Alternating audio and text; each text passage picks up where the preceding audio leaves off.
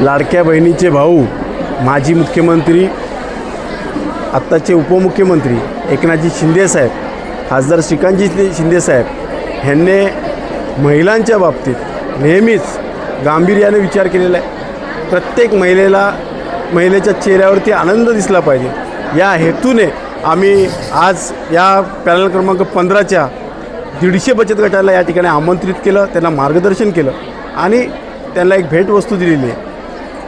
आम्ही या माध्यमातून महिलांना बचत गटाच्या माध्यमातून आज अनेक उद्योग या ठिकाणी आम्ही पोळी भाजी असेल किंवा पापड लोणचं असेल किंवा अगरबत्ती म्हणजे अशा अनेक उद्योगांची या ठिकाणी त्यांना शिबिरामध्ये त्यांचा सहभाग घेतलेला आहे। त्यांनी येणाऱ्या काळामध्ये हे बचत गट सक्षम कसे होतील आणि स्वतःच्या पायावरती प्रत्येक महिला 2 पैसे कशी कमवेल या हेतून या कार्यक्रमाचं आयोजन केलं।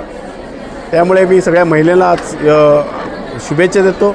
कल्याणपूर्वेमध्ये एक मोठं हॉस्पिटल नाही आहे, कल्याणपूर्वेमध्ये स्पोर्ट्स साठी तरुणांना मैदानं नाही आहे, म्हणजे अनेक अशा समस्या जे काही आत्तापर्यंत काम केलेले आहेत माननीय खासदार श्रीकांतजी शिंदेसाहेबांनी केलेत।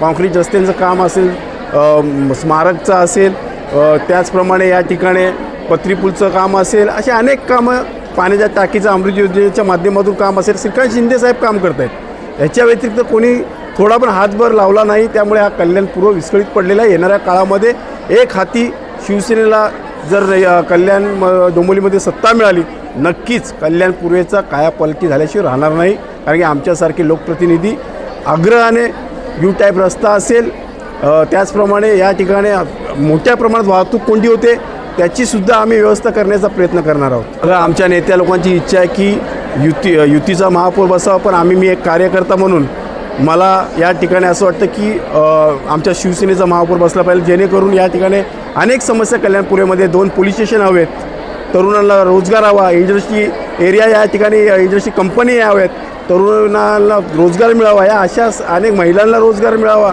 अशा अनेक समस्या या ठिकाणी आहेत। त्यामुळे आम्हाला असं वाटतं की आमचा महापौर बसला पाहिजे।